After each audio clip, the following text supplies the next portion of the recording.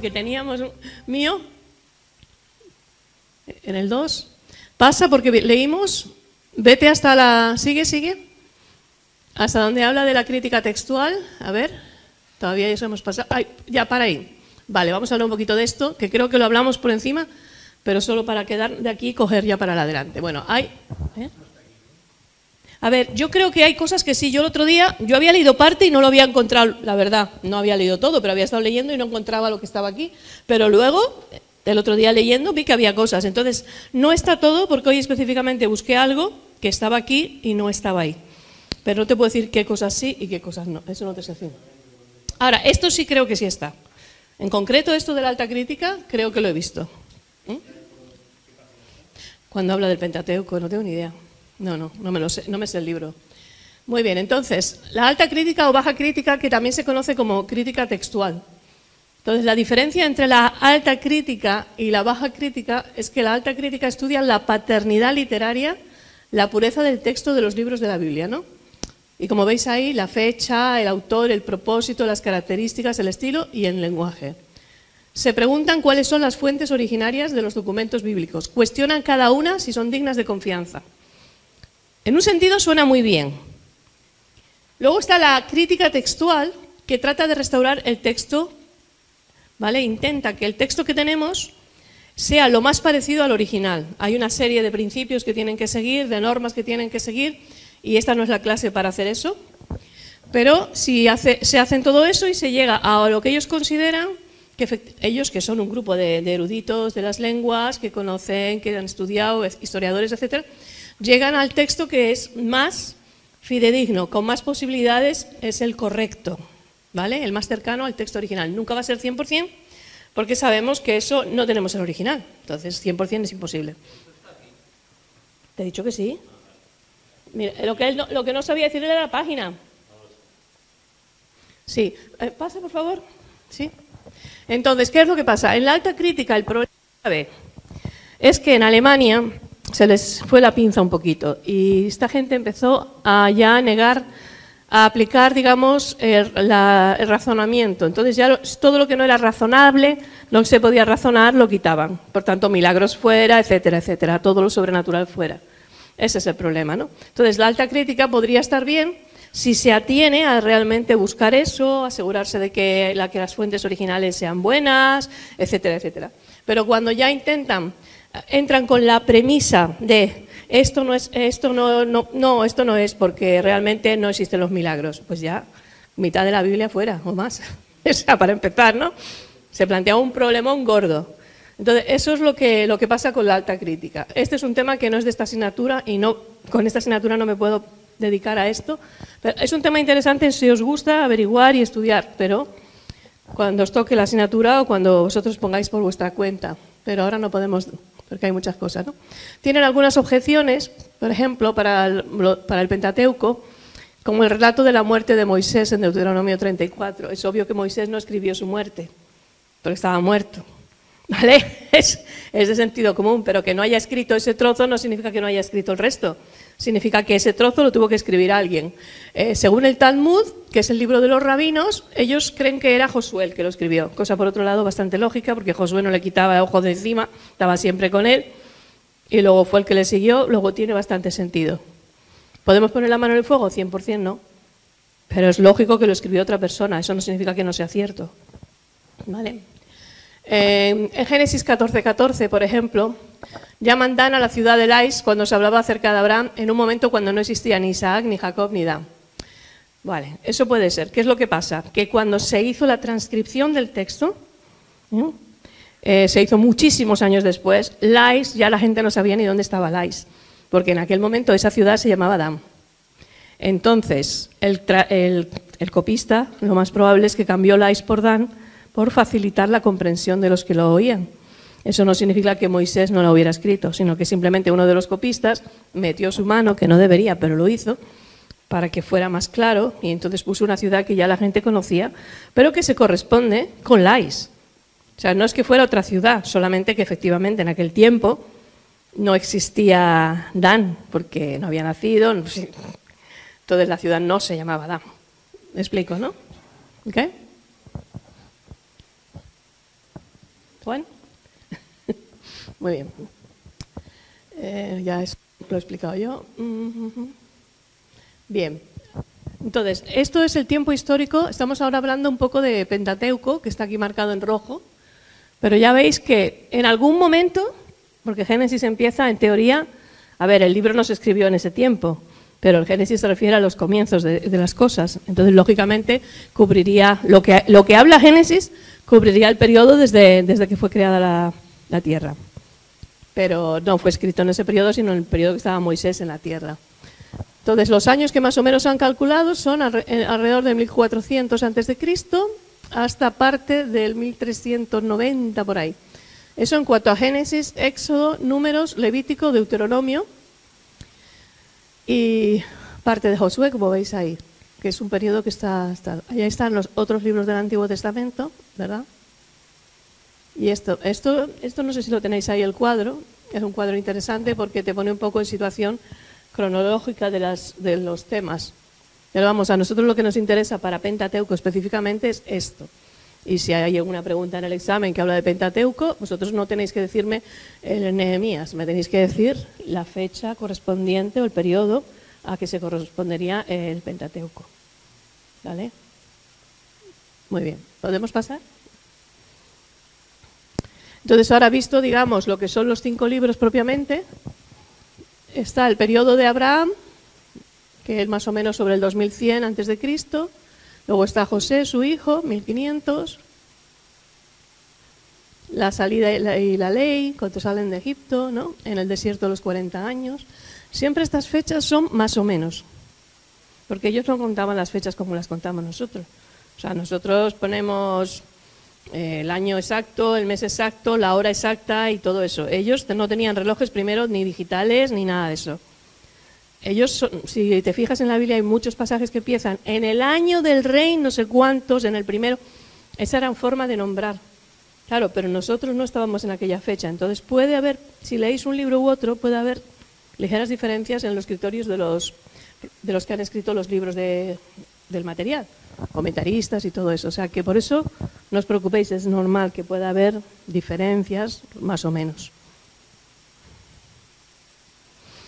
Bueno, y este es el escenario geográfico. Esta es la zona que cubriría lo que cuenta el libro los libros de Pentateuco, toda esa zona, ¿vale? Más o menos. Por ahí se movió Abraham, porque Abraham vino desde ahí abajo y subió para la zona de Harán y luego se vino para aquí, o sea. Entonces hay distintas cosas que cuenta el libro. También Jafet, sabéis que Jafet fue el que dio lugar. ¿Quién era Jafet?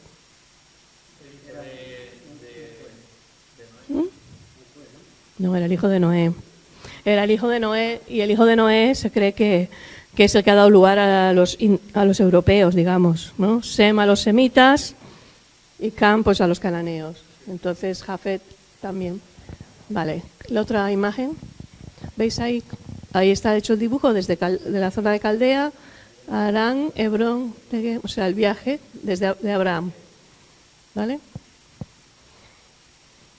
Que más o menos en la mente podáis verlo, porque estas cosas, yo por lo menos cuando leo la Biblia, cosas así gráficas, a mí me gusta ver el mapa o algo así, o el dibujo si es un tabernáculo, para yo verlo, porque yo no soy arquitecta, en mi mente no es arquitecta, entonces me cuesta más pensar en eso, pero si lo veo, me ayuda. Y por supuesto, la zona de Palestina, ¿no? Que como bien dice ahí, Palestina es un nombre que inventó el Imperio Romano y que no viene para nada del hebreo. Viene de una corrupción de la palabra Filistia, porque antes esa zona de ahí estaba Finicia, Tiro, todo eso era filistea, todo eso estaba habitado por los filisteos. Muy bien. Hasta aquí bien, ¿no? Pues ahora vamos a pasar al siguiente. No, perdón.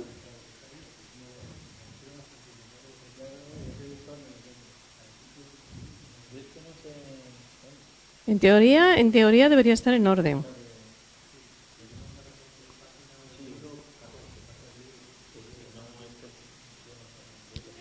Pues ese creo que era el 2, ahora me pones el 3, por favor, Juan. ¿Vale?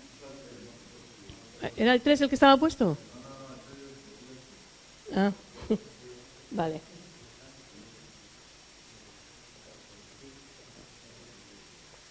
Bueno, vamos a hablar ahora de Génesis. ¿Okay? El primero de los libros. Este es el contenido de lo que habla en el libro, que lo vamos a ir viendo, así que no hace falta que lo leamos ahora. Bien, el nombre judío era Breshit. Bueno, yo no sé cómo lo pronuncio, pero que significa en el principio. Los libros estos les han dado nombres, los judíos, con lo que empezaba la palabra, por ejemplo, ¿no? El nombre actual pues se sacó de la Septuaginta. ¿Qué igual era la Septuaginta? ¿Qué era la Septuaginta? La versión griega de la que hablamos el otro día, ¿no? Muy bien. Entre 70 o 72 sabios judíos. Muy bien. Entonces, el capítulo 2.4 de Génesis dice, este es el libro de los geneseos, principio de los cielos y de la tierra. En hebreo es Toledoth. Y tiene 10 divisiones de generaciones que las vamos a ver ahora. Y luego Génesis significa origen, fuente, generación. Vale. Sí. ¿Puedes poner el anterior, Juan? El otro día comentaba la Septuaginta, la que se escribió en griego en Egipto, ¿no? Sí. Luego está la original en hebreo y arameo. Y comentaste el otro día, casi que te lo había pasado, que la Septuaginta, como ellos, por ejemplo, no podían concebir que la presencia de Dios estuviera, no sé qué, pues le llamaban el ángel del Señor o lo que fuera, ¿no? Quiere decir que la Septuaginta no es fidedigna al texto original 100%. No, por supuesto, ninguna traducción. No, pero ahora voy a lo que voy. Ya, pero bueno, la original es la original. Y esa es la única Biblia que existe. Ajá. No son copias o versiones. Sí. Pero resulta que de la Septuaginta han nacido millones de versiones de la Biblia. Claro. Pero en realidad deberían de haber nacido de la griega original. Pero yo creo que ha habido más gente que ha estudiado el griego. Ya, pero con esa paradoja o como se llame, resulta que tenemos más Biblias que apuntan a un texto que no es súper fiel al original, cuando realmente sí tenemos el texto original, ¿no? Bueno, creo que no está completo, ¿no? Toda la ¿no? ¿Cuál? La quinta sí que está todo el texto sí. completo. Y la original sí. Hay trozos que no se tienen de algunos pasajes. Si hay será poco, en general está bastante completa. Ahora, a estas alturas, ¿sí? De todas maneras, lo que comenta Andrés, yo creo que tiene una matización. Hoy en día tenemos traducciones que han sido revisadas de los hebreos, de la versión hebrea, sí. que no, o sea, no podemos afirmar de que todas nuestras traducciones vienen de la traducción de la Septuaginta, sino que hoy en día inclusive lo que tenemos nosotros está corroborado con las versiones griegas del Nuevo Testamento y hebreas del Antiguo Testamento. Si hay diferencias, bueno, serán mínimas realmente y muy difíciles de comprobar porque el texto hebreo original se perdió. Son copias, ¿no? Entonces, no podemos, porque eso nos daría la duda de decir, ¿nuestra Biblia entonces podemos confiar en ella? Yo creo que sí, no tenemos que poner ninguna duda. Totalmente. Pero la afirmación que tú has dicho, que muchas son, eso no es verdad. O sea, hay que están sacadas, pero como él dice, están comprobadas, pero no solo están comprobadas, sino que una vez que tuvimos acceso, porque el problema es que muchas veces no había el acceso a las copias hebreas originales, bueno, a las copias hebreas, porque las originales no están. Se cambió y las que nosotros usamos, básicamente las que nosotros usamos, vienen del origen hebreo y arameo. O sea, no están hechas de acuerdo a la Septuaginta. Eso no quiere decir que si hay un pasaje oscuro, los traductores no hayan comprobado lo que dice la Septuaginta, porque a veces ayuda. Es como si tú ahora lees un pasaje que en tu Biblia no está muy claro y compruebas con otra traducción, a ver si eso te ayuda un poco. Por el toque que le han dado, a lo mejor entiendes mejor el texto. Bien por la palabra, bien por cómo han hecho el orden de la oración o lo que sea, ¿no? Pero sí, pero no, nuestra Biblia es fidedigna. Nuestra Biblia, los errores que tienes comprobados son mínimos y son en cosas que no afectan para nada a la salvación, no afectan para nada al plan de Dios. Puede tener 2 veces la misma palabra, seguida, patata. Ya sabes que una de ellas sobra, no pasa nada. Bueno, lo que yo quería transmitir no iba a incluir lo que no es fidedigna, que no podemos desafiar todo eso, yo simplemente digo que hay matices, por ejemplo, el ángel de Jehová famoso y muchas. Pero el ángel de Jehová en el texto hebreo nuestro, en el Antiguo Testamento nuestro, lo dice correctamente. Solamente digo que lo que usaron, claro, lo que yo dije el otro día es que Esteban, por ejemplo, hace referencia a la traducción de la Septuaginta, porque usa la expresión que dice la Septuaginta. ¿Y por qué lo hace? Entre otras cosas, yo creo porque él estaba trabajando con la sinagoga, testificando a la sinagoga de los libertos, que todos ellos venían básicamente del origen griego. Por tanto, la que ellos conocían era la Septuaginta, ¿vale? Entonces, lógicamente, usó esa. Porque él también, por su nombre, es de un origen griego. O sea, él no es hebreo de allí, nacido en Palestina, no tiene un nombre que allí se usaba. Si tú eras nacido allí, tenías un nombre hebreo. Y Esteban no era un nombre hebreo. Entonces, es fácil que él usara esa, pero como la Biblia es fiel, lo mantiene, porque es lo que él dijo eso. Ahora, yo solamente aclaré que ese tipo de cosas pasan, ¿por qué? Porque la persona lo usó. Entonces, como la persona, que en este caso Esteban, lo utilizó, pues el que escribió el texto puso lo que puso Esteban. Yo lo que más o menos quiero recordar es que, como comentaste, que los escribas estos, los 70, ya tenían un poco cambiado un poco la concepción o lo que sea, entonces no podían en su mente comprender o dar entendimiento de que la mismísima presencia de Dios estuviera delante de una persona. Claro, porque entonces lo cambiaban porque se encontró con un ángel. Bueno, pues hay una pequeña modificación, ¿no? Sí, por supuesto. Es un ángel, que es Dios mismo. Lo que sea. Entonces, Sí. no quiere decir que la Biblia por eso ya no tenga idéntica, no. No, y la severidad del castigo es exactamente igual, porque eso no lo cambia. Pues lo que tú comentabas de la Septuaginta, cuando se presenta a Dios a alguien, lo cambian por un ángel. Pues hay un mínimo cambio, digo. No es cuando se presenta a Dios a alguien. No, es en concreto la vez que Moisés se encuentra, cuando Moisés se encuentra con Dios en el monte, eso ellos lo tienen en el Septuaginta como ángel, ¿vale? Pero un ángel, vamos a decirlo, un superángel, o sea, no un angelito. No, esos son teofanías y eso está en la hebrea. Si recibe adoración, es siempre Dios. Y como el Padre no se ha manifestado nunca, asumimos que es la persona que revela al Padre, que es el Cristo, el Hijo, que entonces no era Cristo, era simplemente la segunda persona de la Trinidad. Eso se llama en teología teofanía. Se llama teofanía. Y es una manifestación corporal de la divinidad, visible a los hombres. Evidentemente el espíritu no tiene cuerpo, ¿no? No. Coge un aspecto visible de hombre. Cuando vino los dos ángeles y Jesús, porque vino Jesús a Pablo de Sodoma. A ver si entendemos esto. Es la segunda persona de la Trinidad, no es Jesús, porque Jesús es Dios encarnado. Dios encarnado no existía. Dios encarnado se encarnó de María la Virgen. Hasta ese momento no existía. Yo digo Jesús para que me entendáis, pero no era Jesús, era la segunda persona de la Trinidad. Lo que se revela en la Biblia como el Hijo, que no es que fuera hijo carnal ni nada, ese es el que se manifiesta, probablemente. Porque es el que dice que revela todos los pasajes del Nuevo Testamento, dicen que Él es la revelación. Entonces entendemos que lo más probable es que fuera Él, porque a Dios, o sea, al Padre, nadie lo ha visto jamás.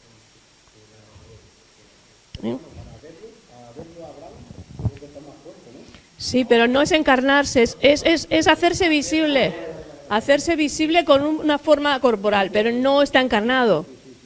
Como los ángeles cuando se dejan ver. Cuando se dejan ver, toman un aspecto de hombre, porque si se quedan como espíritu, tú no te enteras ni yo tampoco. Entonces, ahí está, pues por eso. Claro. No, pero creo que eso es importante que quede claro. ¿Qué? Yo cuando ponía revisada, pues no me daba ese matiz, pero bueno, sí como comenta Raúl, cuando dice que está revisada con los dos textos.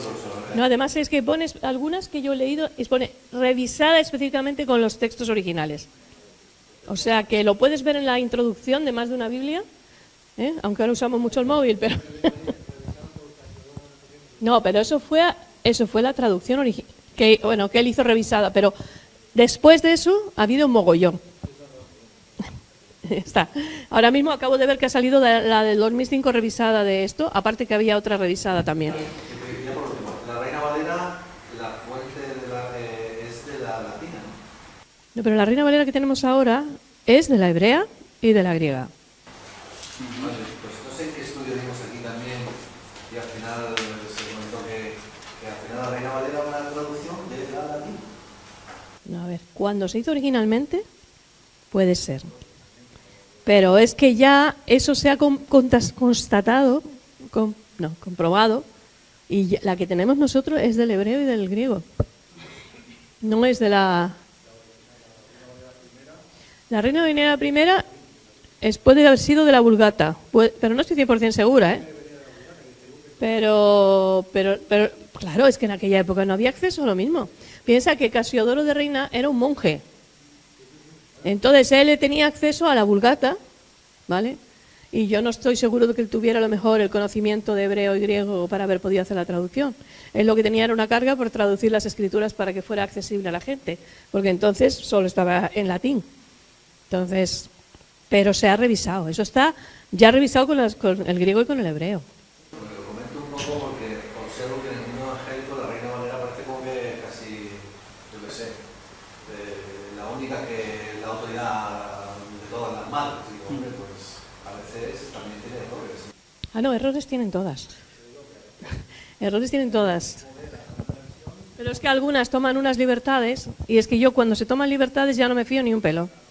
Ese es el problema. Entonces, cuando yo leí, por ejemplo, la nueva versión internacional, los criterios de los traductores, dije, pues esta no la quiero. Y cuando vi los fallos horrorosos que tenía la palabra, ya no te digo. O sea, ya es que le escribimos una carta desde el seminario del CESTAT haciéndoles constar los errores para que los corrigieran. Y pasaron 3 pueblos.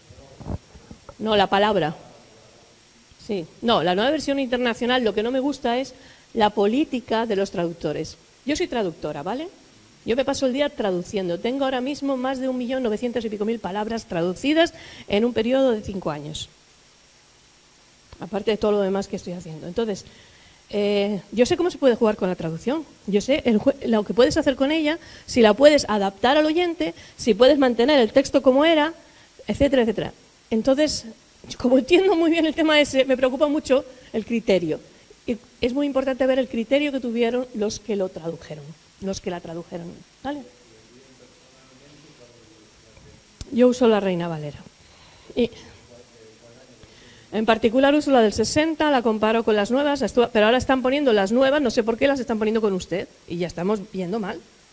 Porque tanto hay 2, la nueva del 2015, que la acabo de ver nueva, estos días la acabo de descubrir, es con usted, meten el usted muchísimo. Y la que han puesto un poquito antes que esa, que lleva un poquito más, no mucho más, también con el usted. Digo, bueno, o sea, lo siento, pero para España esto es volver para atrás. Ya lo sé, pero la traducción se hacía para local, para la zona. Entonces, yo creo que en Latinoamérica la tienen que tener como la usan ellos, pero en España como la usamos nosotros. Es que si no te suena rarísimo, y más si llevas años haciéndola. Es que si llevas años leyendo usted, o sea, tú, y de repente ahora usted, ¿no? Es que ya empezamos mal. Vale. Vamos a ver el tema central de Génesis desde un punto de vista literario y desde un punto de vista teológico. Literario es el origen de todo, excluyendo al Creador y la historia de las generaciones primitivas, ¿vale? Y desde el punto de vista teológico, Dios comienza la redención escogiendo un pueblo. Entonces, estas dos son los dos comienzos, digamos, que son el centro del tema de Génesis. Uno desde el punto de vista literario y otro desde el punto de vista teológico. Es importante Génesis porque es el registro de los orígenes, es el semillero doctrinal de la Biblia, relata el nacimiento de un pueblo para Dios, relata la mayor extensión de tiempo cronológico en la Biblia. Solamente en Génesis son más de 2000 años. Y en cambio en Éxodo Apocalipsis hay 1900 años. O sea, hay una diferencia bestial, ¿no? Muy bien. ¿Juan? Ah, vale. Muy bien. El autor es Moisés. O sea, hay muchísima base por muchísimos estudiosos, los mismos judíos y todos que no dudan de que sea Moisés, salvo cosas puntuales como el tema de la muerte de Moisés, etc. ¿No? Muy bien. La fecha es después de la salida de Egipto, que ya digo, como fechas, ahí lo ponemos en interrogante porque es, ya sabemos, aproximado, ¿verdad? Como he explicado antes, 1240 a.C. Entonces, ¿qué tiempo abarca? Pues de la creación hasta el 2091 a.C., con Mesopotamia. Y esos son los capítulos del 1 al 11. Después, desde el 2091 al 1898, el periodo en Canaán, que va del capítulo 12 al 36. Y ya del 1898 a 1805 es el periodo en Egipto, que es del 37 al 50. Si en algún momento hay comentarios o preguntas, ¿vale? Bien, en el capítulo 1 al 11, ¿qué tenemos? La creación, ¿no? La caída, la civilización antes del diluvio, el diluvio y la civilización después del diluvio. ¿Recordáis? ¿Habéis leído Génesis, no? ¿Todos? Muy bien. Y luego, en la parte, empieza la historia patriarcal, que aquí es donde ya nos introducen a los personajes, por decir así, del pueblo elegido por Dios. Aquí nos aparece por primera vez Abraham, nos da la razón por la que Abraham es elegido. ¿Por qué fue elegido Abraham? Tenía fe. Sí, tenía fe en Dios. Pero él estaba en Ur de los Caldeos. Sin embargo, Dios le llama y dice, sal de tu tierra, de tu parentela, a la tierra que yo te mostraré, ¿vale? Y él hace una primera fase de viaje, para en Aram, está un tiempo allí y luego sigue el resto del camino. No era ningún chaval y los viajes entonces no eran tan cómodos como ahora, o sea que tiene su mérito. Pero él obedeció. Entonces Dios le tuvo por justicia su acto de fe, de obediencia, de total entrega, ¿no? Isaac y Jacob están ahí, los capítulos 25, versículo 19 al 36-43, y la última parte es la parte de José. No quiere decir con eso que no aparezcan las demás personas, solamente que, digamos, la trama va alrededor de la vida de José y de sus circunstancias y de su familia. Bueno, ahora vamos a ver el bosquejo de las generaciones, Toledot. Según la estructura literaria, el libro se divide en 10 secciones. La fórmula de Toledot, estos son los descendientes, que utiliza la palabra hebrea Toledot, que significa descendiente o historia o generaciones. Entonces, si lees el libro de Génesis, te encuentras que dice, estas son las generaciones de Catablum, Catablum, Catablum. Estas son, y ahora vamos a verlo, creo que es en la siguiente diapositiva, ves. Estas son las generaciones, que aquí realmente la palabra más correcta hubiera sido orígenes, de los cielos y la tierra. Esa es la primera parte, ¿no? Luego las generaciones de Adán, luego las de Noé, la de los hijos de Noé, las de Sem, Taré, Ismael, Isaac, Esaú y Jacob. O sea que son como las particiones. Recordad que el libro, ¿cómo eran los libros? Entonces, eran rollos, ¿vale? No es como ahora que lo tenía todo seguido. Entonces, ellos hacían un compendio de alguna división, de algún sentido que para ellos tenía sentido. Pues ahí tienen, las generaciones era lo que a ellos les daba ese sentido. Este bloque son las generaciones de este bloque son las otras generaciones, ¿sí? Sí. Bueno, pergamino. Podría ser pergamino, podría ser vitela, podría ser muchas cosas, dependía del material que hubieran usado. Papiro, pero sí, era eso, ese material enrollado, o formado luego en códices también más adelante. Sí. No, bueno, perdón, ¿tiempo en qué sentido? ¿De años? No, para nada. Las generaciones de los cielos y la tierra no tenemos ni idea de cuándo empezó de verdad. O sea que no,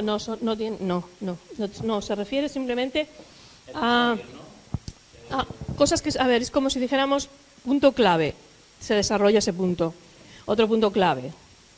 Y esos puntos claves para ellos en este libro en concreto son las generaciones u orígenes. ¿Vale? Pero es como el punto clave y el desarrollo de qué pasa con eso, ¿no? Las otras cosas que son secundarias, en un sentido.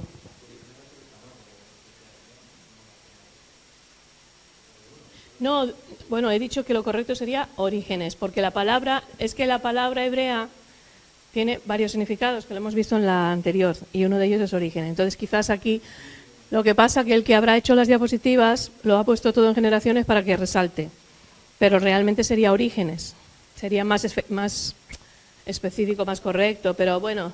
Piensa que la palabra hebrea, como sea que sea la palabra, Sí, la que hemos visto en un momento. se puede traducir por generaciones o por Claro, orígenes. claro. Entonces, en este caso concreto, la traducción más adecuada hubiera sido orígenes. Y se puede decir orígenes de Adán, pero como en realidad luego cuenta su generación y cómo va y tal, pues para nosotros queda mejor. Entonces yo creo que simplemente ha sido por poner una palabra homogénea, porque también es una palabra correcta, no es que sea incorrecta, ¿no? Entonces veis que ahí tenemos, por un lado tenemos a Adán, ¿verdad? Y sus descendientes. Llega el periodo de Noé, con el momento en el que él tiene la construcción del arca, todo eso. Sus hijos, sus descendientes, que empiezan ahí las generaciones de los hijos de Noé, las de Sem. ¿Por qué las de Sem? Porque venía la descendencia Porque ahí la empieza. descendencia de Jesús venía precisamente de ahí. Exacto, porque los semitas, el pueblo semita, es de donde venía el pueblo judío. Claro. Entonces, Taré era antepasado de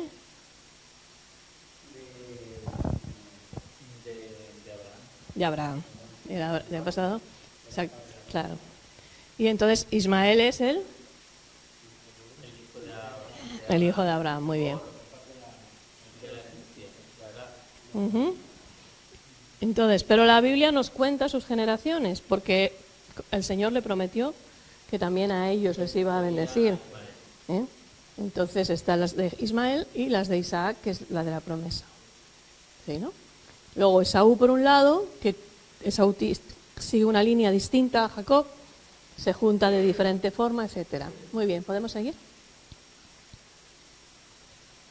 Luego hay comienzos, 9 comienzos. El comienzo de la tierra como habitación del hombre, el comienzo de la raza humana, que sabéis que hay en ese trozo, entre el 1.1, pues un poquito más adelante del 1, y el 2.4, 2.25, ahí hay una pasaje, hay como, en el capítulo 1 introduce el tema brevemente, y luego lo desarrolla en el 2, y dijimos que ese era una forma en que escribían mucho los judíos.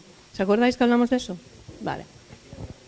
Repetía lo mismo más extenso, eso pasa mucho si lees la Biblia, ¿no? Bueno, el comienzo del pecado humano, efectivamente, de la revelación. ¿Qué revelación? ¿Qué revelación? ¿Qué revelación tiene en el capítulo 3 de Génesis? La salvación. La salvación, porque dice te pisará y la pisará con el calcañar. Exacto. Pondré enemistad entre tú y la semilla de la mujer. ¿Vale? Ahí es la revelación de la salvación. Ahí ya en el capítulo 3 de Génesis ya está hablando, porque a Dios no le había cogido por sorpresa el tema de la salvación. ¿Vale? Muy bien. Comienzo de la civilización, nos cuenta cómo se separan, cómo hacen ciudades. Ahí está la historia de Nimrod, ¿verdad? Y las grandes construcciones que hizo. Comienza. No, Nimrod no es de Caín. Sí, Caín fundió una ciudad, pero no, Nimrod es otra persona.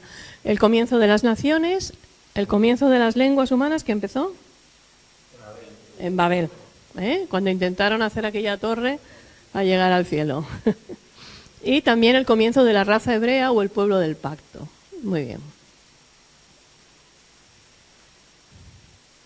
Bueno, en el libro de Génesis no vas a encontrar nunca ninguna justificación para demostrar que Dios existe. Hablan de que Dios existe y punto. O sea, no discuten. A nosotros nos encanta discutir que Dios existe. Bueno, pues pasan olímpicamente. O sea, lo crees o no lo crees, pero no lo discutimos. Muy bien.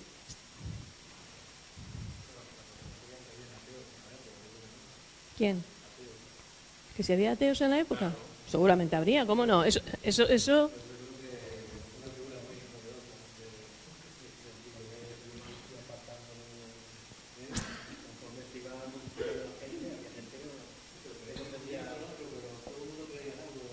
A creer en algo, sí, pero creer en algo no es creer en Dios. Dios con poder. Ahora hay gente que te niega absolutamente todo. Bueno, en un Dios con poder no necesariamente. Depende de la época y depende de las personas. No, eso de elegir no creer, ya los filósofos griegos había quienes no creían para nada. O sea. Sí, pero no todos creían.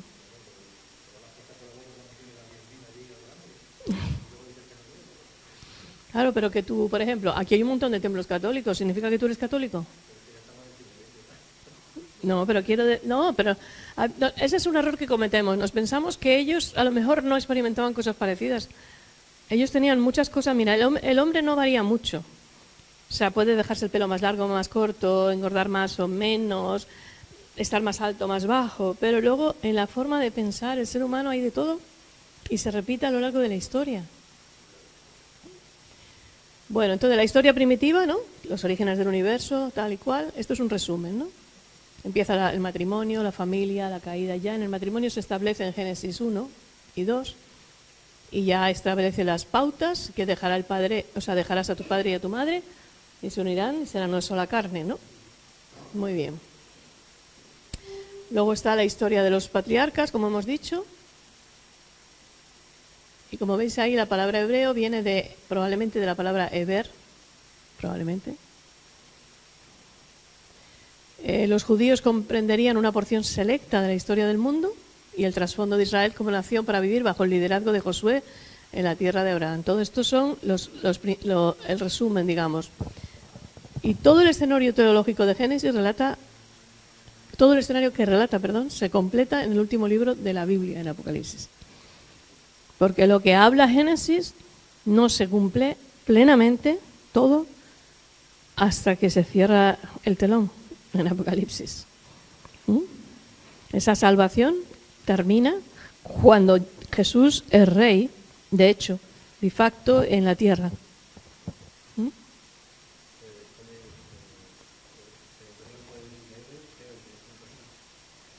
No, la familia cuyos ancestros pueden ser observados hasta Eber. Es un antepasado, si era una persona, y por eso es una deducción. No está demostrado, pero se cree que puede venir de ahí. Se parece. Bueno.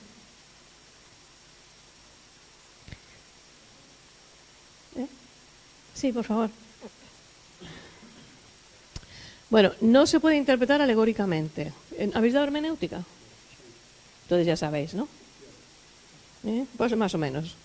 No hay forma tipológica. ¿Hay quien le encuentra tipos a todo? No, hermanos, no hay tipos. A menos que el Nuevo Testamento específicamente diga esto es un tipo, no es. O sea que no debe interpretándose acomodando el texto a las hipótesis científicas, por supuesto. Hay creyentes que, hombre, para no ser tan impopulares, pues han dicho, bueno, los 6 días de Génesis pueden ser periodos de tiempo. No, no. Los 6 días de Génesis son 6 días. 6 días y punto. E interpretar literal y naturalmente. Pues lo que dice es lo que dice. Y a menos que explique en otro lado que no es lo que quiere decir, la misma Biblia, creemos lo que dice y punto. El método que se usa es el método histórico, gramático, literal, que habréis aprendido en hermenéutica. Así que, muy bien. Con referencia a eso de los días, también en otra parte de la Biblia dice que para Dios un día es como 1000 años, no sé qué, entonces también queda un poco ahí. No, para nada, para nada. No, no, eso está fuera de contexto. Sí, pero tú no... Eso de los días está... Primero es por la palabra hebrea que utiliza, para empezar, que creo que era yur o yum o algo así. Eso para empezar. Segundo, porque dice que son días. Y cuando está hablando del otro, está hablando en un contexto concreto y específico. Y utilizar eso para aplicarlo a Génesis es una mala hermenéutica. Sí, suspendido en hermenéutica, tiene que repetir. A partir de ahora no vuelvo a interpretar nada ni a preguntar nada. No, preguntar puedes preguntar. Preguntar puedes preguntar, pero interpretar mal no. ¿Por qué está mal interpretado? ¿Por qué está mal interpretado? ¿Por qué? No, dilo. No, Andrés, pero si tú estás afirmando eso, tú eres el que estás confuso. Yo no digo eso, es que ponéis palabras que yo no digo. Yo no estoy afirmando que hay que entender como periodos, porque en otros sitios específicos. Digo que la palabra mienta en algún sitio, ya sea contextualmente o fuera de contexto, que dice explícitamente que para Dios un día es como 1000 años y 1000 años como un día. Sí. Independientemente de si está mal interpretado, bien interpretado, fuera de contexto. Digo que está dentro de la Biblia, esa frase. Pero que esté eso dentro de la Biblia también dice que David y Jonatán se amaban más que el amor de las mujeres. Eso no quiere decir que eran homosexuales. Pero tienes que tener cuidado, Andrés, cuando dices esos comentarios, porque tú eres un estudioso de las Escrituras. Entonces, a lo mejor no todo el mundo que te escucha tiene ese conocimiento que tú ya has aprendido y puedes crear confusión. Entonces, por eso te digo que tienes que tener cuidado, porque eso puede crear confusión y no es correcto, es una mala interpretación del texto bíblico. ¿Vale? Lo está usando mal, igual que tú dices que yo lo estoy usando mal, hay millones de personas en el mundo que también lo están usando mal. Y no está nadie para corregirlo cuando yo lo oigo. Entonces yo aprovecho hoy para decir, oye, estos que dicen que 1000 años, tú me dices, no, es malo relentar. No me calles, es malo relentar. Donde lo pone en segunda de Pedro, mas amado, no lloré esto, que para con el Señor un día es como 1000 años y 1000 años como un día, segunda de Pedro. Sí, sí. 3:8. Sí, yo sé que lo pone. Pero está hablando de otra cosa, está hablando del tema de que no viene la salvación, que no ha llegado todavía el advenimiento. ¿Esto es lo que está hablando en ese contexto? No, yo sé lo que dice. Bueno, hay más de 60 citas directas de Génesis en el Nuevo Testamento. Si me hacéis un trabajo escrito, es incorrecto poner n.t. que sepáis. Tenéis que poner Nuevo Testamento, las palabras íntegras. Eso está mal escrito. Porque hay unas normas gramaticales que especifican eso. Entonces, nosotros lo usamos mucho y cuando tomas apuntes, por supuesto, no vas a escribir cada vez Nuevo Testamento. Pero si hacéis un trabajo escrito, lo correcto es escribir Nuevo Testamento o Antiguo Testamento, todas las palabras. Como hoy en día... ¿Cómo? Sí, eso sí. No, pero el Nuevo Testamento es un libro. Y el Antiguo Testamento es un libro antes de Cristo y de esto es una fecha. Pues que los libros que tienen un nombre... No, vamos a ver. Déjame pensar en el nombre de un libro. No me acuerdo de un libro. Un libro que hayáis leído, de cualquier cosa, me da igual. Moby Dick. M.B. Eso no es Moby Dick. Es incorrecto, porque es un nombre propio de un libro.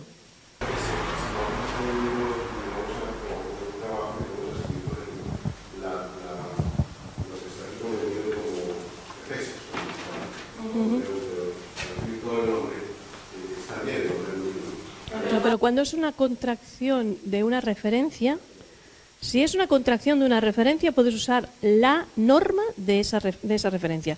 O sea, lo que no puede poner uno Romy, el otro FSI, no. O sea, hay unos criterios que además los podéis ver en el índice de la página principal de la escritura y ahí pone la abreviatura EF o lo que sea. Pues esa es la que tiene que aparecer en el texto que escribe. Pero eso son referencias, que no es lo mismo que un libro. O sea, estás hablando del libro, tiene que estar el nombre completo del libro.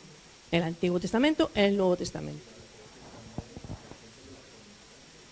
Lo sé, porque uno interpreta. Mira, hoy estaba corrigiendo una cosa de alguien que había estado poniendo para primero, segundo, tercero, ponía 1, ro, tercero, ero. No, tienes que poner 3 punto separado, o sea, un punto y después separado la O arriba, E minúscula, en la parte superior. Esa es la forma correcta de escribirlo. O sea, hay unas normas gramaticales que encima hay unas cuantas que se cambiaron en el 2010 y que vosotros ya no estabais en la escuela ni yo tampoco. Pero yo, como estoy traduciendo todo el día, me encuentro con esa problemática y las tengo que tener en cuenta. Muy bien, entonces, el Señor Jesucristo confirma en sus relatos, Él habla del hombre y la mujer, ¿os acordáis? ¿Verdad? Del matrimonio. Él habla del asesinato de Abel, habla del diluvio, habla de Abraham, de Isaac y de Jacob. Habla de la circuncisión. Entonces, todo esto es viendo cómo en el Nuevo Testamento están haciendo referencia al libro de Génesis. Pablo apela al libro de Génesis en doctrinas claves, por ejemplo, la caída del hombre. En Génesis 3 habla de la caída del hombre y él hace referencia a la caída del hombre en Romanos 5, ¿no? La institución del matrimonio, en Génesis 1:2, y él habla en Colosenses 4 y en Efesios 5. El contraste entre el hijo de la promesa y el hijo de la ley, Génesis 16 y 21, y en Gálatas cuando hace la alegoría de Sara y Agar. La porción más citada es la correspondiente a Génesis 1 al 11, siendo la de mayor influencia en el Nuevo Testamento con un centenar de referencias. Todo esto da peso al texto del Antiguo Testamento, al libro de Génesis en concreto, por las veces que es usado en el Nuevo. Y cada autor del Nuevo Testamento se refiere a Génesis 1 al 11, que es el libro más citado por el resto de la Biblia. O sea, para que nos hagamos una idea de la importancia, porque claro, es que de ahí vienen todos los orígenes. Cada vez que quieres hablar de principios, de cómo se establecieron las cosas, ese es el libro, no hay otro. Entonces es normal que se utilice, ¿verdad? Muy bien, ¿está ahí claro todo? Bueno, ahí vemos a Abraham en Canaán, ¿vale? Esto es un periodo, ya hemos dicho, de más de 2000 años. Sí, sí, sí.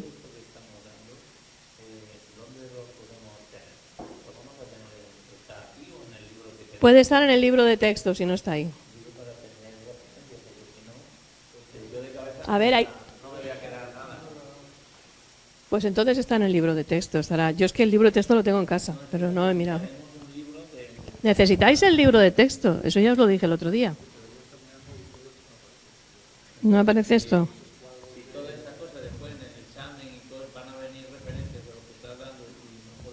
No, en el examen va a ser básicamente el libro y la guía. El libro de texto y la guía. Esta es la guía. Esto es la guía de estudio. Y el libro de texto es el de Schulz, que está apuntado en la hojita que os he dado para que sepáis cómo se llama exactamente. Y que la esposa del pastor, la hermana Olga, os comentó el otro día que iba a pedirlo ahora en el Congreso. Pero vamos, que si alguien lo quiere comprar antes, también lo puede mandar a pedir, que Manuel se lo manda.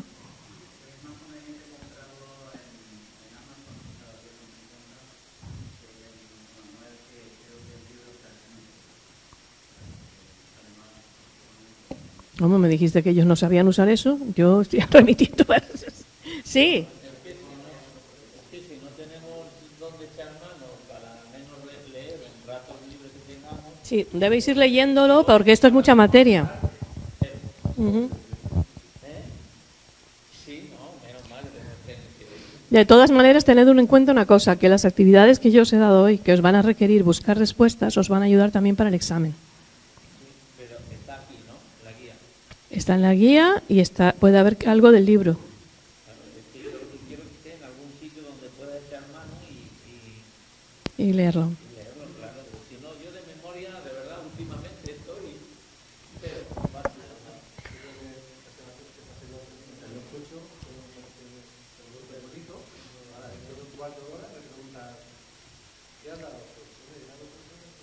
Pero siempre, por eso es importante apuntar algo.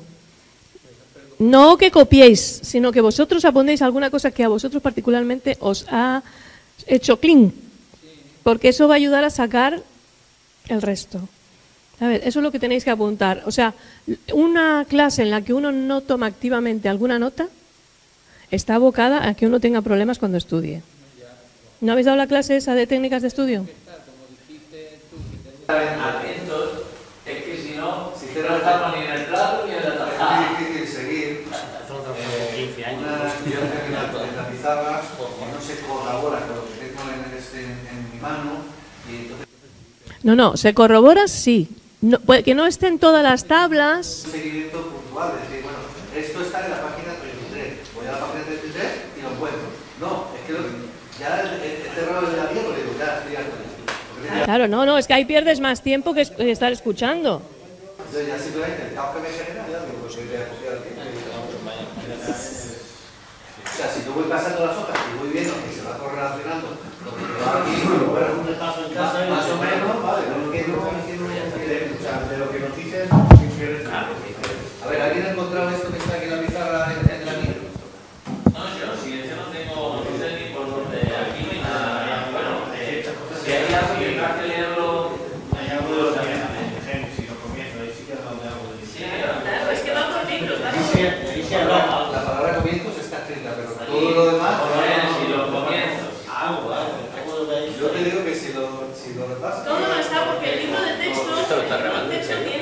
Sí, pero luego lo conté. Una rebelión de estudiantes. El año 68. Tiene bastantes, te digo porque se lo usé yo cuando yo estudié esto hace, pues en el 78, imagínate.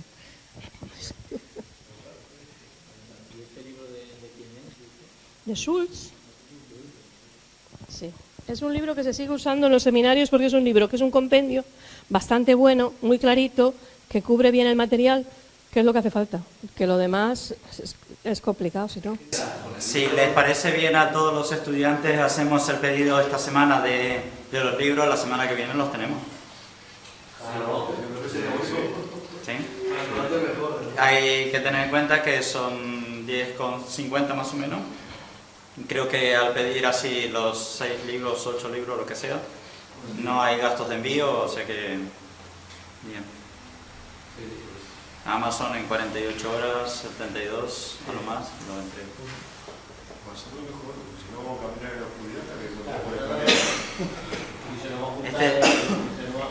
¿Estamos en los tiempos del oscurantismo o no? Ya salimos, ¿no? Bueno, ¿seguimos? Mira, esta es una tabla que sé que no está en la guía porque la he buscado y no la he encontrado, pero simplemente habla del evento, de la edad, la fecha, la referencia, tal, por parte de, digamos, Abraham, Jacob, o sea, los esenciales dentro de los patriarcas. El momento en que entran en Canaán, y ahí están Isaac y José, están en este lado. O sea, que Abraham, Jacob, luego Isaac y José. Porque hemos dividido aquello en las generaciones, ¿os acordáis? ¿No? Ahora, esto en concreto, yo puedo haceros una copia de esta, es un dibujo, yo puedo imprimirlo como esta, para que lo tengáis, si tenéis un interés especial en tener esa tabla, porque ya digo que aquí por lo menos no está. Y en el libro de texto no lo he confirmado. No está en el libro de texto. Sí. De todas maneras, en el libro de texto, eso sí estoy segura, ponen fechas y periodos, pero no en formato cuadro. O sea, están. O sea, que esa información la tenéis ahí. Muy bien. ¿Seguimos? Vamos a pasar al otro pen. Al otro archivo, perdona.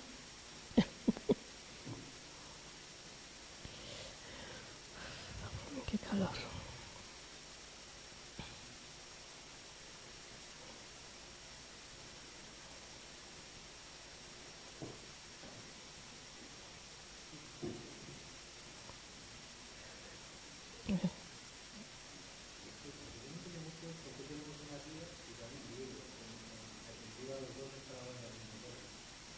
Pues porque no.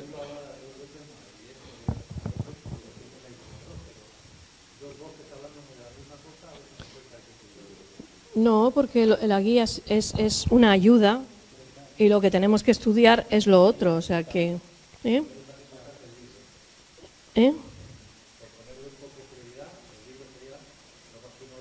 No, la guía es para ayudaros a estudiar, ¿vale? La guía es precisamente lo que se usa en una clase, por lo menos a este nivel de extensiones, se suele usar muchas veces una guía para que los alumnos sepan el compendio de lo que tienen que saber. Y el libro amplía los conocimientos. Esa es la forma en que funciona normalmente. Y este es el caso en concreto en este. Entonces, la guía es vuestra ayuda. Claro, pero tenéis que leer el libro, porque además tenéis que hacer una parte del libro un trabajo, o sea, eso es muy importante.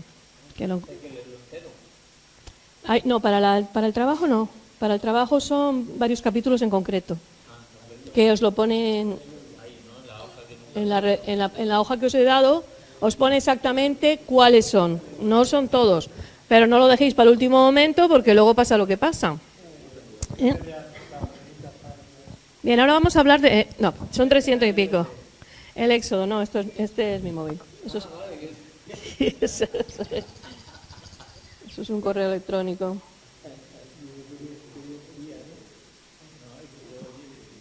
Se oye muy bien. Sí, pero creo no es un canario, es otra cosa, no, otro pájaro.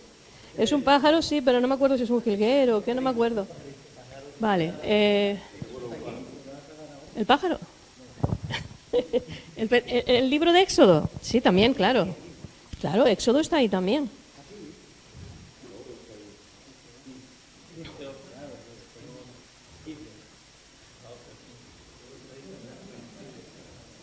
No va a coincidir exactamente porque esto es más extenso.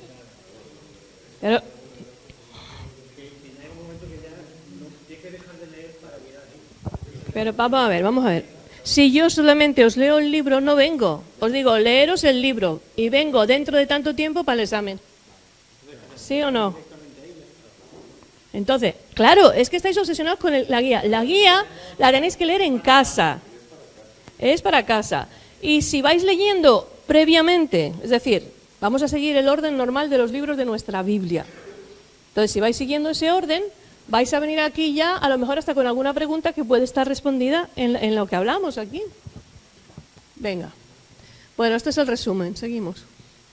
Aquí vemos los viajes, ¿verdad? En azul son la migración de Jacob y de sus hijos. Lo veis ahí, el azul continuo, ¿no? Luego está cuando van a pastorear, pues esa es la zona en la que se mueven los hermanos. Luego está el viaje de José cautivo, desde donde lo venden, ahí arriba, ¿vale? Hasta ahí. Y luego el rojo es los viajes de los hermanos de José cuando vienen a comer, bueno, a pedir comida, a comprar comida. ¿Veis? Que van y vienen y eso, porque ellos hacen viaje de ida y vuelta. Eso es para que nos hagamos una idea del mapa. Bien. Seguimos con el mismo periodo, estamos cubriendo el mismo periodo.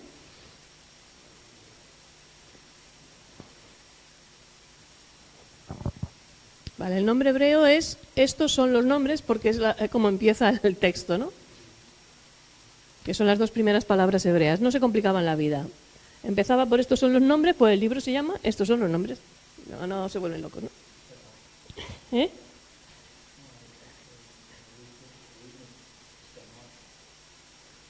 Ah, el nombre estás diciendo, vale. Yo digo, ¿qué dice? No entiendo nada. No sé qué dice. Vale. Nosotros lo llamamos Éxodo porque la Septuaginta la traduce como la palabra salida. Y Éxodo es fuera de, salida, camino fuera, en fin. Entonces, pues por eso lo llamamos nosotros Éxodo. Nada más. De todas maneras, para nosotros un nombre de los que se van de marcha es un mal nombre para un libro. Nuestro criterio es diferente, ¿vale? Tema central de Éxodo, redención por el poder de Dios y el pacto mosaico. Bien, redención. El término se utilizaba en el lenguaje de Oriente para referirse a la compra o rescate de un esclavo. Yo creo que eso lo sabemos todos, ¿verdad? Dios compró su pueblo ordenándoles dos cosas, una vida santa y una adoración verdadera. Y el poder de Dios lo manifiestan las 10 plagas y el cruce del Mar Rojo. Y el pacto mosaico. Dios confirma nuevamente su promesa hecha a Abraham con Moisés. Y le da la ley moral, lo que hablábamos el otro día, civil y ceremonial. La moral tenía que ver con los principios a cumplir sí o sí, que son válidos para siempre. La civil, que tiene que ver con las relaciones sociales. Y la ceremonial, que tenía que ver con cómo se llevaba el culto dentro de lo que era el tabernáculo o el templo después. Muy bien. Bien, la importancia del libro muestra que Dios cumplió su promesa a los patriarcas. Dios le había dicho en el capítulo 15 de Génesis: tu pueblo va a estar esclavo, va a sufrir, va esto, pero luego yo lo sacaré. Entonces, Éxodo es la prueba de que Dios cumple sus promesas. ¿Vale? Muestra el poder de Dios con las 10 plagas y el paso por el Mar Rojo, está clarísimo. Esos son grandes milagros. Y también aquí se consolida el nacimiento de Israel como nación, porque hasta ahora eran hermanos, familiares, y cuando entran son 70, cuando salen se creen que unos 2 millones quizás de personas. Ha habido un crecimiento grande, ¿no? Nos da los 10 mandamientos y el resto de la ley. ¿Sí? ¿Claro?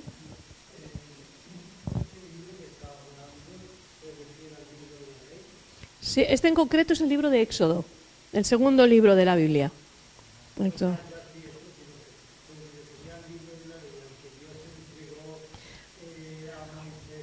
Los mandamientos sí. Los 10 mandamientos de que hablo allí sería, digamos, la ley.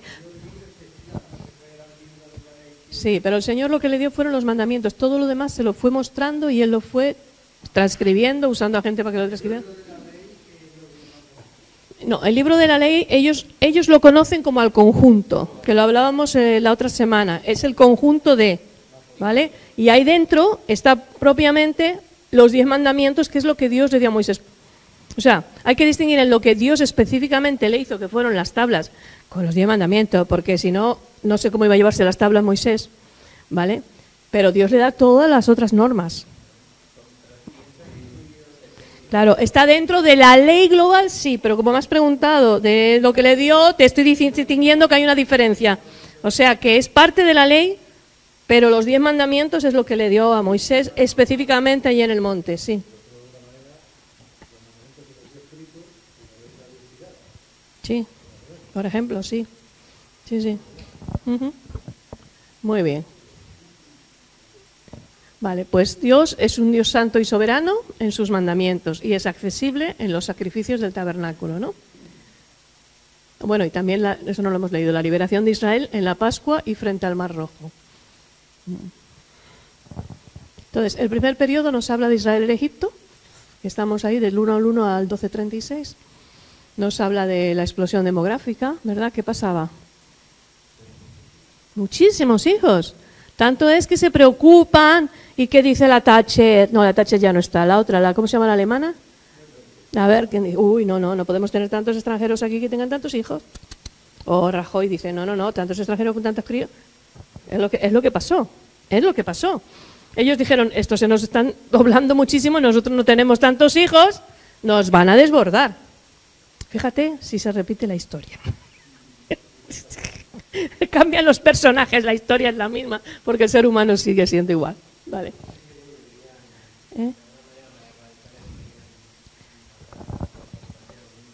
A los varones. Las chicas les servían muy bien para otras cosas, pero los varones sí, claro. Claro, para que no tuvieran esa fuerza.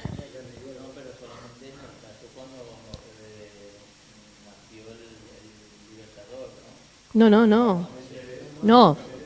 Coincidió ese periodo que nació Moisés, pero es que era como se estaban multiplicando tanto, él dijo, no, aquí hay que eliminarlos. ¿Cómo los eliminamos? Varón que salga lo matáis. Claro, las mujeres, las meretrices, ellas, meretrices se llaman, ¿no? O le estoy confundiendo con otra cosa. Bueno, las comadronas, me parece que lo otro es otra cosa. Las comadronas no podían hacerlo, no se sentían con libertad para matar a esos chiquillos impunemente. Y no le hicieron caso al faraón, ¿no? Muy bien. Necesitaban crecer, necesitaban encontrar su identidad. De momento eran solo esclavos. Tú ponte que llevas ahí 430 años siendo esclavo. Tú no tienes una identidad muy grande, tienes la identidad de tu fe, pero todo eso no tienes mucho tiempo para pensar en eso. Te están machacando, te están azotando, te tienen todo el día trabajando. Lo pasas fatal. Llegas a tu casa y muerto. Te han dado de latigazos por esto, por lo otro, por la tontería más grande. No tienes mucho tiempo en pensar que eres hebreo, ni que eres una nación. Entonces ese concepto podía estar, pero no estaba formado. Todavía no habían sido una nación per se. Entonces, ahí viene la confrontación, por supuesto, con Faraón y la preparación para la salida. Todo es un proceso. Israel camino a Sinaí, salen de Egipto, miedo, por supuesto, anda. Esto nos persiguen otra vez, nos han dejado marchar, nos persiguen, pues fíjate el miedo tremendo. Ellos no eran soldados, ellos no tenían ninguna experiencia. Por eso Dios tenía que convertirlos en una nación, con identidad, con normas, con todo. De ahí las leyes que les da de tipo civil. Cruzan el Mar Rojo y por supuesto fiesta. Ahí sale María cantando como una loca con las mujeres, ¿verdad? Porque Dios los ha librado. Viajan al Sinaí y ya hay problemas, qué raro. Y se reúnen con Jetro y enseñan. Ese pasaje. Seguimos con el bosquejo. Israel acampa en el Sinaí, la ley de Dios se la da, el tabernáculo de Dios está descrito ahí. ¿Cómo llega? ¿De dónde sale el tema del tabernáculo? Pero me refiero, ¿de dónde sacó Moisés esa idea? Dios le muestra, no se lo diseña, Dios les muestra el modelo celestial. Y entonces él lo único que tiene que hacer es asegurarse que lo hagan bien. Luego Dios capacita a personas que pueden trabajar las distintas cosas, la tela, bueno, los tejidos, las pieles, tejidos también, sí. El oro, etcétera, ¿no? Gente que era que sabía hacerlo y que especialmente Dios les da capacidad para que lo hagan. ¿Mm?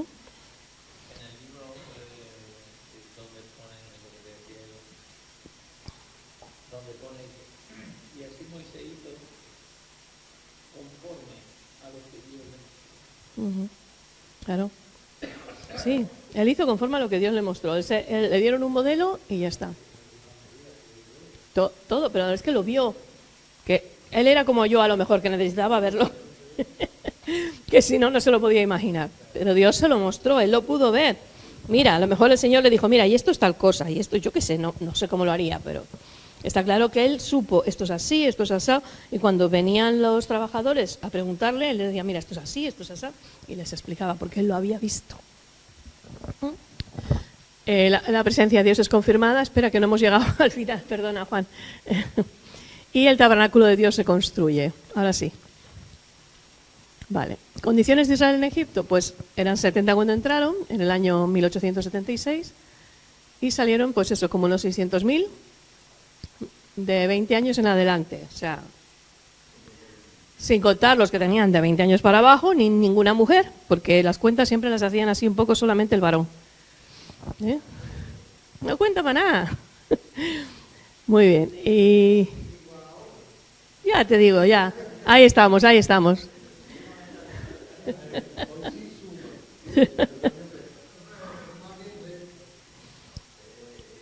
Se calcula así a grosso modo que podrían tranquilamente haber sido 2 millones de personas.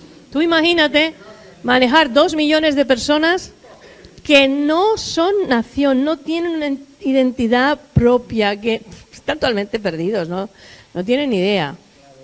Claro, entonces todo esto para ellos es complicado, es encontrar, es aceptar un liderazgo que es un hombre que no lo conocen prácticamente y el único tiempo que lo conocieron fue cuando mató al y se corrió la voz. O sea, y que era de ahí que estaba con Faraón. O sea, así, ¿no? Muy bien. Bueno, comienza la servidumbre, son las primeras partes, ¿no? Hay un nuevo faraón. Ese faraón, dice la Biblia, que no conocía a José. Claro, han pasado 430 años, lógico que no lo conociera, ¿vale? Han pasado muchos años. El que está en este momento, creo que sí. No, pero lo pone ahí abajo, espérate. A ver, al principio de Éxodo era Amenhotep II, pero el que se enfrenta con Moisés es Totmos III.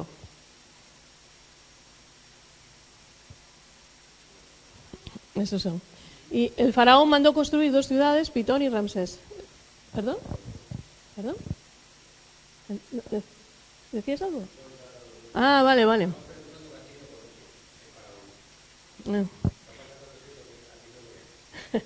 Claro, ha pasado mucho tiempo, no lo conoce. Además, sí, no conocen a José. O sea, ni José ni la importancia que tuvo para Egipto. De todas maneras, según los historiadores, he leído yo que parece ser que en ese periodo no venían de la misma línea los faraones, porque habían sido invadidos los egipcios por otro pueblo. Y entonces los que están en ese momento tampoco tienen ese trasfondo que tenían los que estaban en la época de José. No, perdón, de José. Sí, de José, lo he dicho bien. Sí, lo he dicho bien.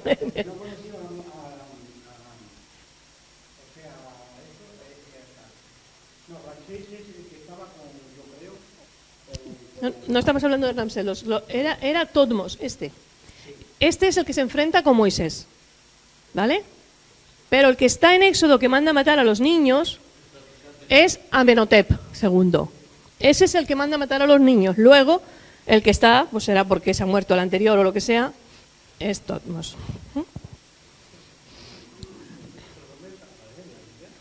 No, solo habla de Faraón. Sí, claro, eso lo sabemos por la historia secular. Claro, porque Faraón era el título genérico para todos ellos se llamaban faraones. Porque no era relevante para esta historia. Cuando no es relevante, ¿ves? Nabucodonosor está inscrito con nombre completo. Ciro para la profecía aparece, y aparece antes de que existiera Ciro. Lo que cuando Isaías profetiza faltaban años antes de que eso ocurriera. Pero esto eran ciudades. Y el rey mandó eliminar a los niños israelitas, como hemos comentado.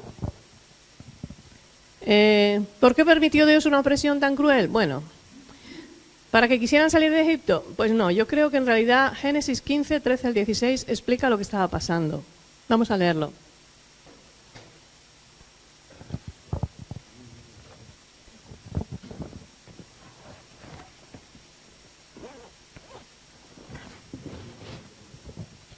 A ver, ellos no estaban muy pendientes de Dios en estos momentos. Sus circunstancias estaban duras y no era tanto lo que he explicado antes, ¿no? Pero el Señor, cuando anuncia que van a salir de allí, Él le da una razón a Abraham. ¿Por qué van a estar allí ese tiempo? No, cuando le dijo a Abraham, no a Moisés. ¿Qué dice?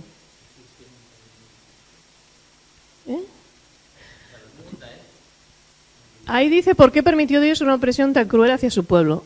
A ver, Dios permite, yo no creo que necesariamente fuera para que quisieran salir de Egipto, creo que eso ayuda siempre, es más fácil que quieras irte de donde estás si no estás muy cómodo, ayuda, ¿verdad? Pero tampoco estaban muy valientes, ni estaban muy dispuestos a salir. Cuando leemos el texto vemos que por ahí no había mucha disposición, ¿no? Dios permite que estén ahí todo ese tiempo, yo no creo que la opresión fuera parte de lo que quería Dios. Porque Dios además le dice a Abraham, vamos a leer el texto, ¿alguien lo tiene? Venga, pues que lo lea. 15:3, ¿no? Bueno, dice, entonces Jehová dijo a Abraham, ten por cierto que tu descendencia morará en tierra ajena, y será esclava allí, y será oprimida 400 años. Mas también a la nación a la cual servirán, juzgaré yo. Después de esto saldrán con gran riqueza. Y tú vendrás a tus padres en paz y serás sepultado en buena vejez. Y en la cuarta generación volverán acá, porque aún ha llegado su colmo la maldad del amorreo hasta aquí. Esa es la razón por la que no podía llevarlo a la tierra prometida.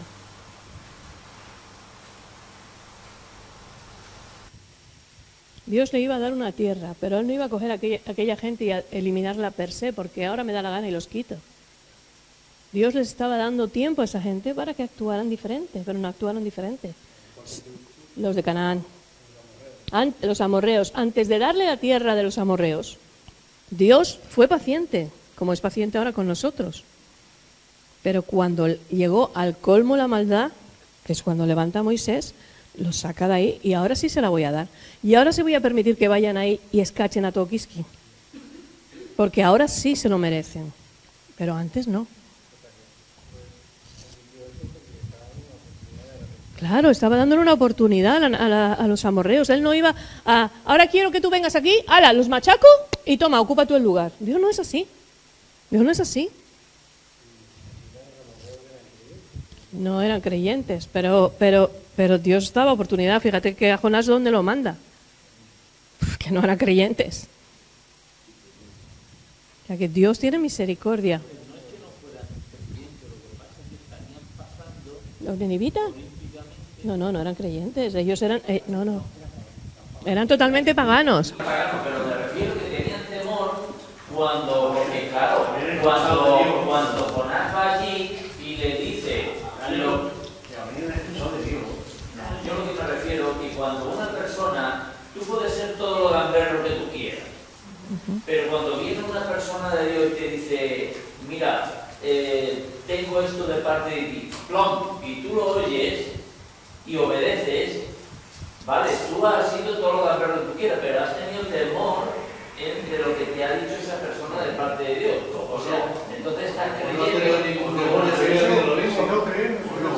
No, vamos a ver. Si no crees, eso es para el trabajo que vais a hacer, así que. Nínive no creía, pero cuando Jonás fue y le habló, creyó.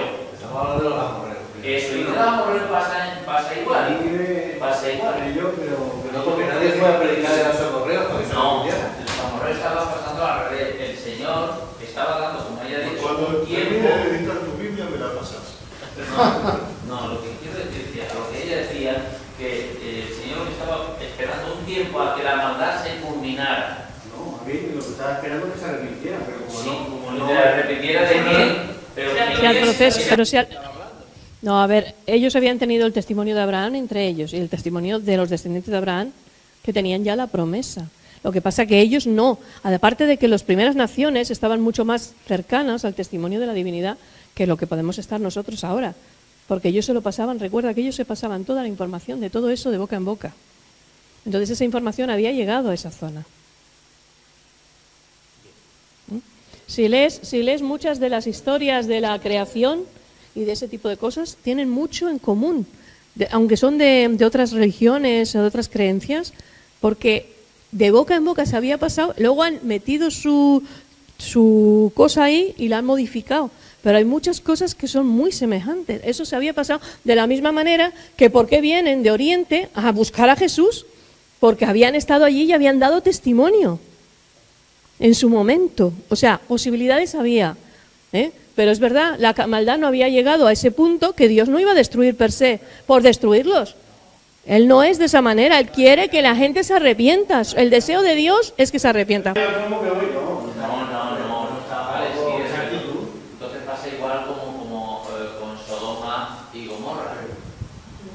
Y va a investigar hasta qué punto había llegado. ¿Quién le podía dar Lot. Pero no hace caso. El pobre Lot dice que afligía su alma todo el tiempo. De los amorreos y los pueblos que estaban en Canaán. Sí. Jacob seguía las enseñanzas de su padre, un solo Dios, el Dios que nosotros adoramos. Pero en cambio ellos tenían un altar allí con un montón de ídolos, ¿o no? Cuando va a buscar a la esposa, dices. Vale, es que no te había pillado la primera parte. Los eran paganos porque adoraban a los ídolos. Y Jacob les estaba mostrando que él creía en un solo Dios y les habla. Ahora, si siguen adorando a los ídolos, pues sería su problema. Digo, como Pablo, ¿no? Cuando va a tienda y se encuentra ahí a no sé cuántas. Sí, pero bueno, ahora ya no. Dios tiene misericordia, no sabemos todas las formas que Él podía intentar alcanzarlos, pero está claro que en el momento que entra Abraham a Egipto, dice claramente el Señor, yo ahora no los voy a destruir, porque no ha llegado su maldad al colmo, yo no voy a destruirlos. O sea, que yo te voy a dar esa tierra, bueno, a ti no, a tus descendientes, porque tú no la vas a ver, más que lo que has visto ahora.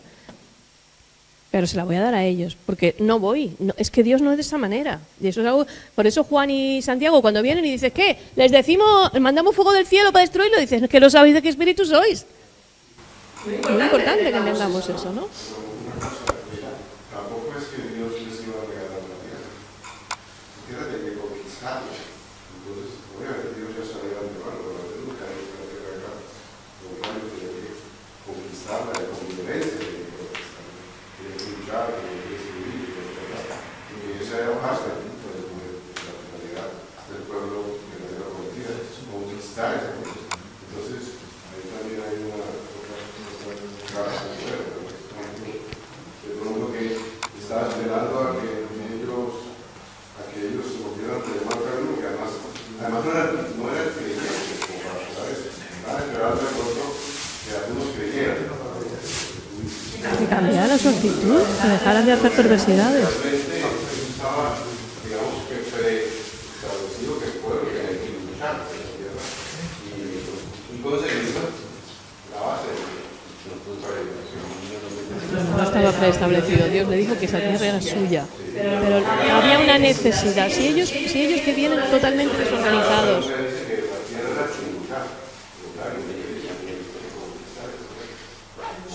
Siempre dice, ¿no?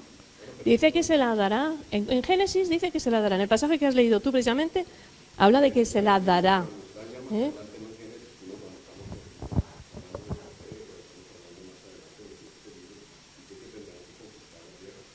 Sí, pero las razones por las que tienen que conquistarla no necesariamente...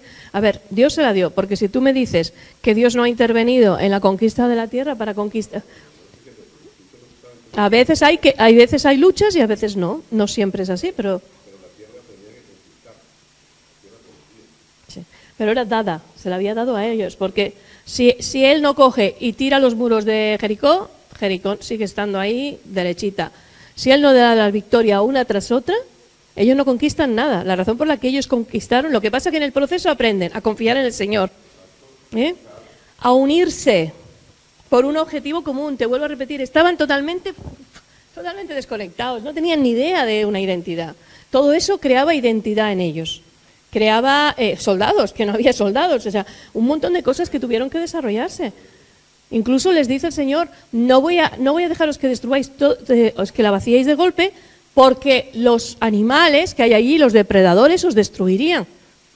Si os dejo a vosotros con la población que sois, os quedaríais ahí abrumados. Entonces, vemos que Dios está controlando todo ese tema, lo hace a su ritmo. Y los pueblos tenían a alguien todopoderoso, los pueblos que iban a conquistar.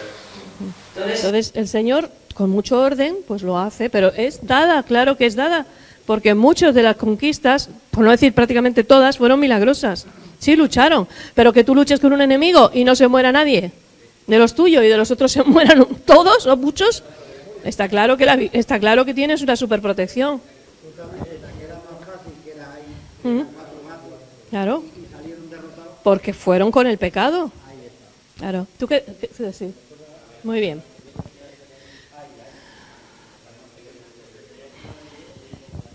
Bueno, de esta forma, al vivir en carne propia los portentos de Dios, la nación podía testificar que solo había un Dios verdadero, capaz de hacer todos estos portentos.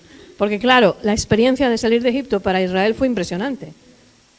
Ya primero se abre el Mar Rojo.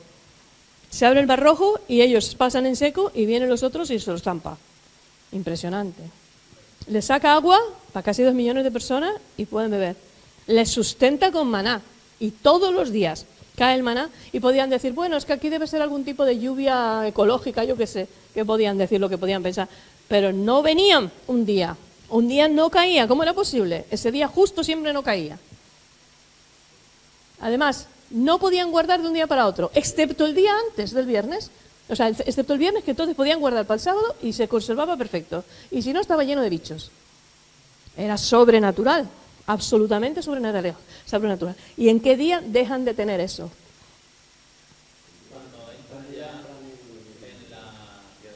Cuando entran en la tierra, que ya hay fruto y ya pueden coger de allí. Cuando entran allí, se acaba. Entonces, ellos han visto.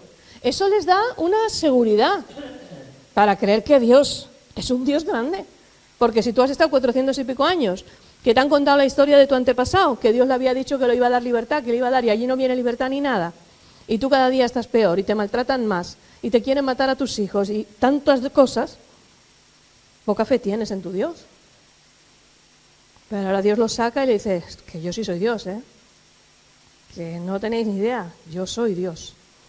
Y les da 10 plagas que son justo, que demuestran que el Dios de ellos es verdadero Dios, porque las cosas esas eran cosas que los dioses de Egipto controlaban supuestamente, y los dioses de Egipto no pudieron hacer nada. Y el mismo faraón, que era la encarnación de Dios, no puede hacer nada.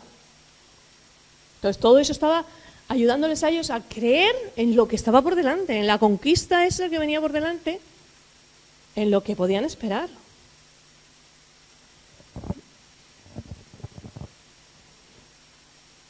Bueno, a Moisés, a él lo entrenaron con la educación egipcia, cómo tienen que gobernar, cómo se hacen las cosas. Él estaba preparado para el liderazgo, él estaba preparado.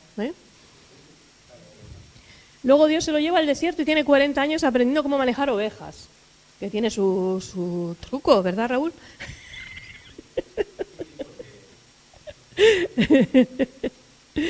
No siempre es tan fácil, ¿verdad? Conocía bien el Sinaí. Todo eso era bien conocido, él pasó muchos años por ahí y tuvo un encuentro con Dios. Cuando ya él creía que iluso era, yo pensaba que iba a ser libertador. Porque él pensaba, yo estoy aquí, perfecto, yo ahora cojo, golpe de estado, yo liberto a mi pueblo, qué sé yo. Algo así pensaría a lo mejor. Y aquello no salió. Claro, y ahora viene Dios y le dice, tú vas a ser el libertador. Sí, claro, yo. Sí. Pero ahora que no me lo creo voy a ser, pues sí, porque ahora vas a depender de mí. Mientras creas que tú puedes hacerlo, eres inútil. Cuando creas que tú no puedes, entonces yo voy a hacerlo. Porque si no, dependemos en nosotros e intentamos ayudarle al Señor, metemos la pata, todo. Muy bien. Sí, muy bien, pues vamos a terminar aquí. Ir leyendo el material. Y empezar a ir contestando las actividades, porque así vais encontrando respuestas. No os olvidéis de poner el nombre en todas las hojas de las actividades, muy importante. De ahí, y en cuanto tengáis el libro, ir también mirando. ¿Cuándo? ¿En la actividad?